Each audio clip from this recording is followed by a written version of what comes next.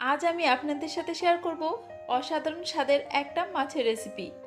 যারা মাছ খেতে অপছন্দ করেন তারা একবার হলেও এই রেসিপিটা ট্রাই করবেন। হেসেল লাভার চ্যানেলে আপনাদের সবাইকে স্বাগত। কাটা ছাড়া একটা মাছের টুকরো নিয়েছি 150 গ্রাম ওজনের। এখানে আপনারা যে কোনো মাছ ব্যবহার করতে পারেন। মাছটাকে আমি ছোট ছোট কিউব সাইজের করে কেটে নিয়েছি। এবার এদিকে একটা ফ্রাইং প্যানের মধ্যে দিয়ে দিচ্ছি 1 টেবিল চামচ সরষের তেল। তেলটা ভালোভাবে গরম হলে এর মধ্যে মাছের টুকরোগুলো দিয়ে দিলাম। দিয়ে দিচ্ছি হাফ চা চামচ রসুন বাটা আর হাফ চা চামচ আদা বাটা। দিচ্ছি হলুদের গুঁড়ো, লঙ্কার গুঁড়ো, ধনের গুঁড়ো, জিরের গুঁড়ো, গোলমরিচের গুঁড়ো আর গরম মশলার গুঁড়ো। সবগুলো অল্প চা চামচ করে দিয়েছি। স্বাদ মতো নুন দিলাম। খুব সামান্য একটু পানি দিয়ে ভালোভাবে কষিয়ে নেব।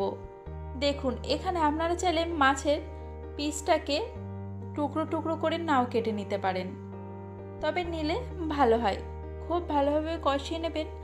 তারপর এটাকে ঢাকা দিয়ে রাখবেন বেশ কয়েক মিনিটের জন্য। বেশিক্ষণ ঢাকা দেওয়ার প্রয়োজন নেই। ঢাকাটা তুলে আবারও ভালোভাবে কষিয়ে নেবেন। তারপর এভাবে খুন্তির সাহায্যে চেপে চেপে মাছটাকে বেশ ভালোভাবে ম্যাশ করে নেবেন। মাছটাকে যদি প্রথমে একটু এভাবে মশলা দিয়ে জাল করে নেওয়া হয় তাহলে টেস্টটাও ভালো হয় আর মাছের গন্ধটাও থাকে না। এবার একটা পাত্রে ঢেলে নিয়ে একই ফ্রাইং প্যানে দিয়ে দিচ্ছি 1 টেবিল চামচ রান্নার তেল। একটা বড় সাইজের পেঁয়াজ কুচনো দিচ্ছি। এই রান্নাটার ক্ষেত্রে পেঁয়াজের পরিমাণটা একটু বেশি রাখলে টেস্টটা ভালো হয়। এবার পেঁয়াজটাকে নাড়াচাড়া করবেন মোটামুটি হালকা ব্রাউন হওয়া পর্যন্ত। খুব বেশি ভাজার প্রয়োজন নেই। একটা শুকনো লঙ্কাকে আমি ড্রাই রোস্ট করে নেব।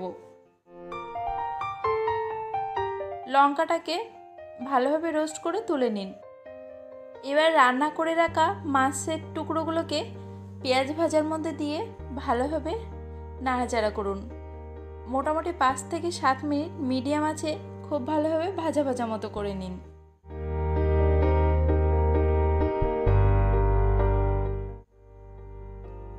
তারপর এটা নামানোর ঠিক আগে উপর থেকে হাফ চা চামচ ভাজা জিরের গুঁড়ো ছড়িয়ে দিলাম।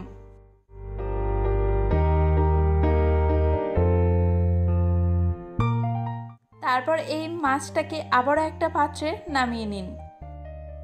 এখানে আমি শুকনো লঙ্কা আর একটু পেঁয়াজ কুচনো দিয়ে এই মাছটাকে আবারও একটু ভর্তা মতো করে মাখিয়ে নেব।